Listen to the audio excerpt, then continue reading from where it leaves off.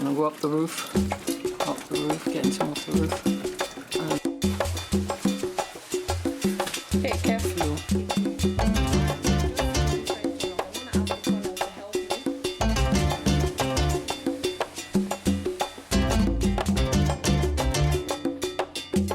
Hello and welcome to today's episode of Wobinichzuhause, meine Heimat für Fremde.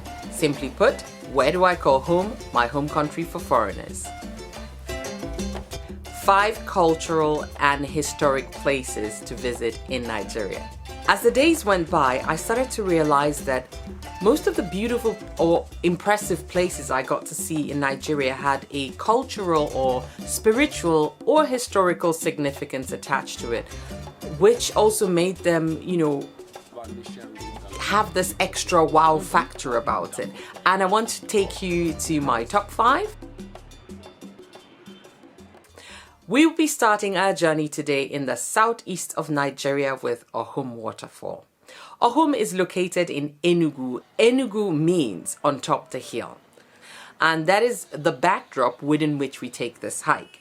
90 minutes from the city of Enugu, we arrive at the monastery that Awhum Waterfall is attached to. Yes, the waterfall is attached to a monastery, which means they have certain rules and regulations you have to respect if you want to visit the waterfall. One of them being that women are not supposed to wear trousers. And as you guessed right, my cousin and I had trousers, but they were nice enough to let us go regardless. Now let me take you through some numbers when it comes to Awhum Waterfall.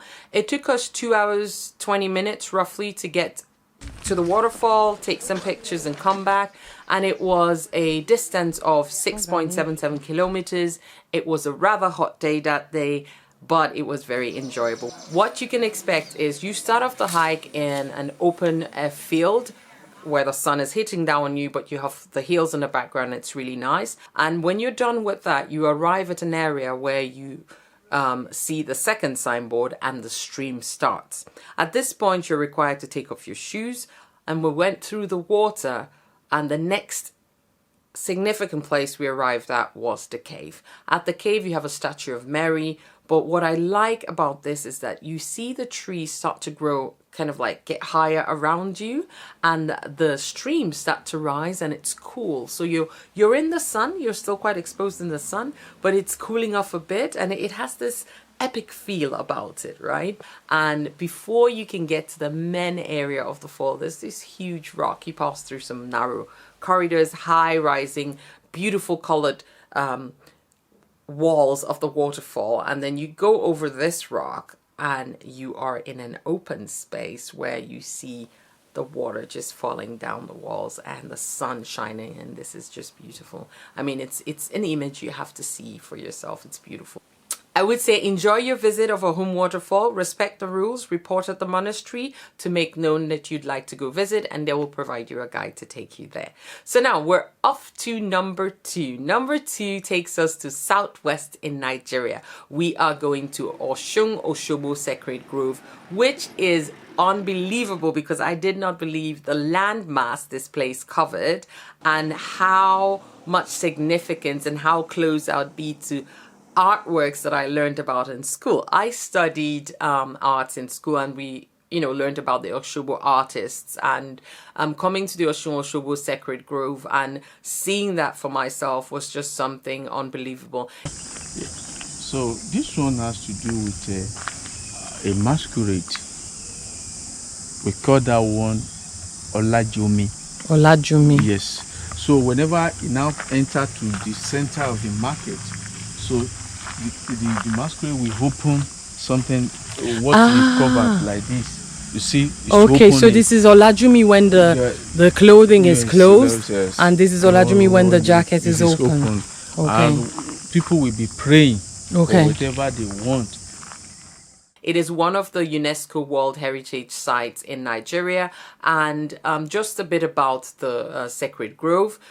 Before in the past, you had a lot of these sacred groves and sacred forests, and they started disappearing due to urbanization. Thankfully, this one was saved. It has significant importance because the Osun River runs to it, and it is said to be the home of the Osun River goddess.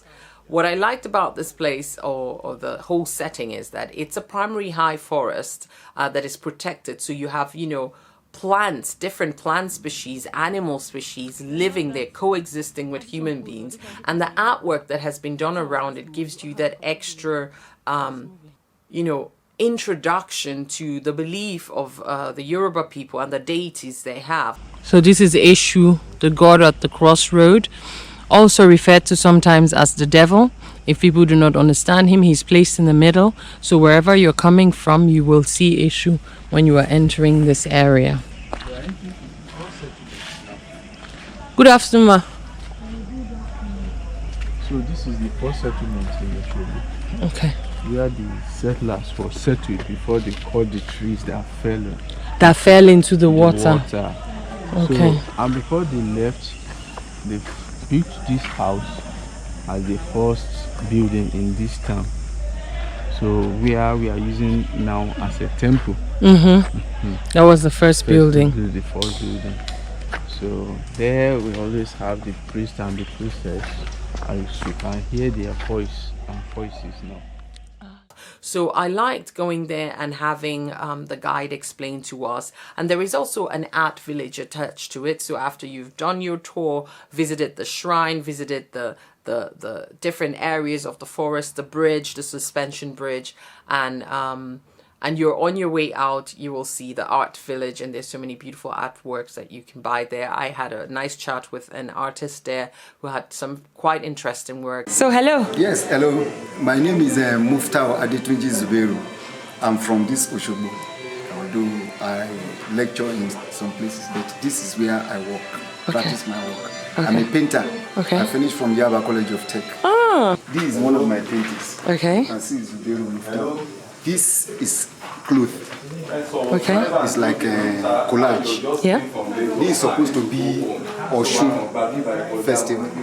This is the Yeye Osun. Ah, this is the Agba. The Virgin carrying the calabash. This is supposed to be Osun. Osun, the goddess. Okay. Number 3 takes us back to the southeast, Anambra State, Ogbunike Cave. Oh my God. This is something I feel like you would have heard about in Tales by Moonlight. This is a network of caves underneath a valley that just, it blows your mind. So you go down a couple of stairs and then you're at the entrance of the cave, which is like a huge, you know, I don't know how to call it, open space, and then you have the tunnels going in. At this point, there are different parts of this open space that you can stand erect in if you are, depending on your height. Otherwise, you have to bend already. And to get through the tunnels, you have to crawl. So just make sure you're not afraid of getting down on your hands and knees, and you're not worried about moist, damp floor, because that's what you're going to get. But we went into the tunnel that led us to the bath parlor. Means there's so many bats there flying around, and you go through the narrow cave walls, and that was just brilliant. It's a great experience. You totally do.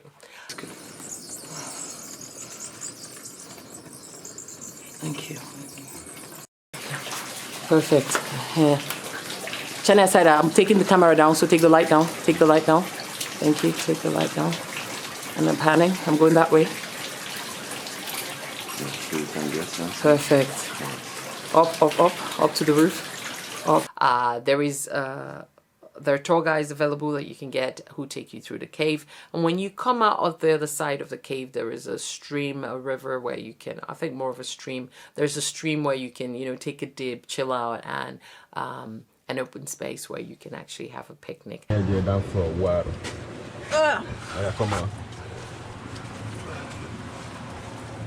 Be careful, please.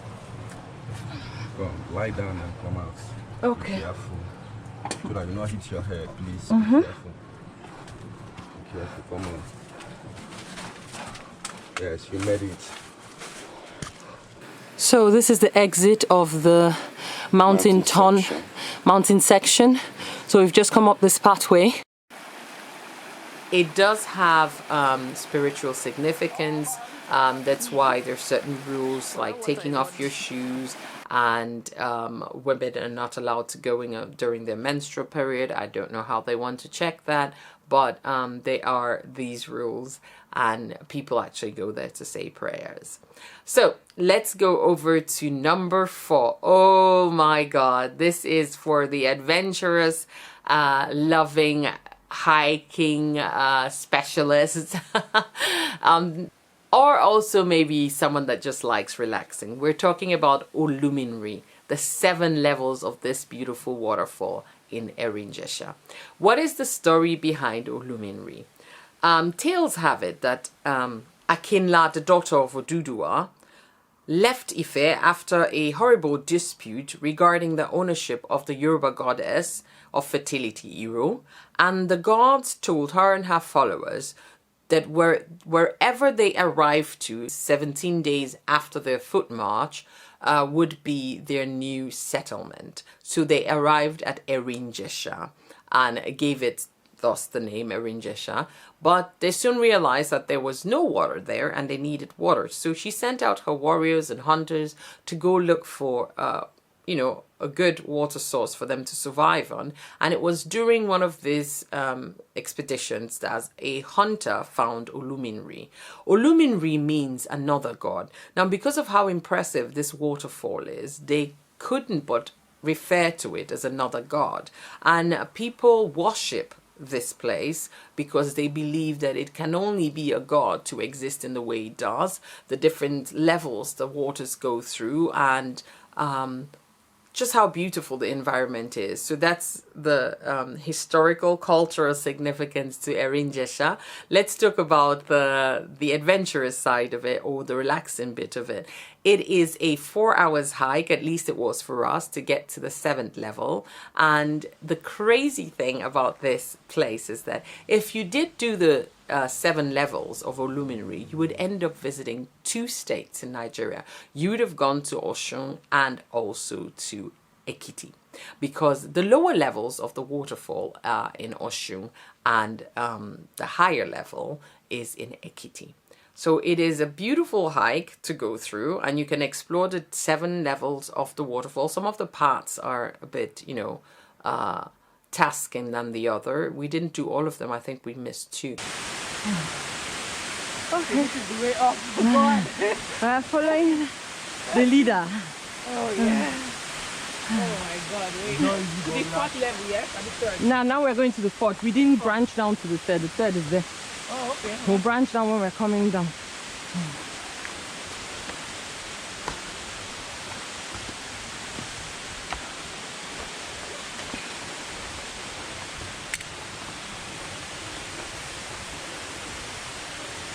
But when we got up to the 7th level, it was just so relaxing to sit there, walk through the little village on top, and I get to the waterfall area, and it was just cool.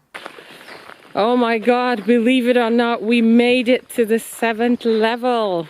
And that is the water source that is feeding the 6 levels of waterfall that we've seen so far. I loved it. If you have some time, do it. Do not miss the 3rd level, because that's where you can take a dip, and there's an amazing lookout there. Okay, so we have made it back down to the 3rd level, and what you can see is an amazing lookout point where you get to see the floors below and also the village. So this is Erinjesha. So now we're heading over to number 5. Number 5 is Olumo Rock. Olumo Rock is the story of how the Egba people managed to find refuge under this amazing rock during tribal wars. Olumo Rock is located in Abeokuta in Ogun State. Abeokuta means under the rock, because the Aba people only survived because they could hide and strategize under the Olumo Rock. Now, the beautiful thing about this rock is that it's a natural formation of rocks that actually has chambers, and these chambers were used to as shrines, as living chambers, as place to hide for the Egba people. And it is 137 meters above sea level, so it's pretty high, and it was a good vantage point for the Egba people to see when the enemies were coming and to plot against them. And most people were asking back in the days, where did you guys hide during the time of the war? Why were you able to escape it? And they said, under the rock. Given the name of the capital, Abeokuta. It's a beautiful place to visit. You have the area, the first area where you come up to, which is the Lisabi Garden, with trees that have certain significance to the Nigerian culture and even medicinal, traditional medicine, so like the Dogon Yaro. And then you have the main shrine, the chambers, the Egba wartime hideout, and then the highest level of Olumo Rock, where you get an amazing view of Abeokuta and the Ogun River. So those were my top 5. I hope I've motivated and inspired someone to say, hey, I'm going to go see at least one of these places or all of them the next time I'm up and about in Nigeria. Thank you very much for watching. Yours truly, Liesel81.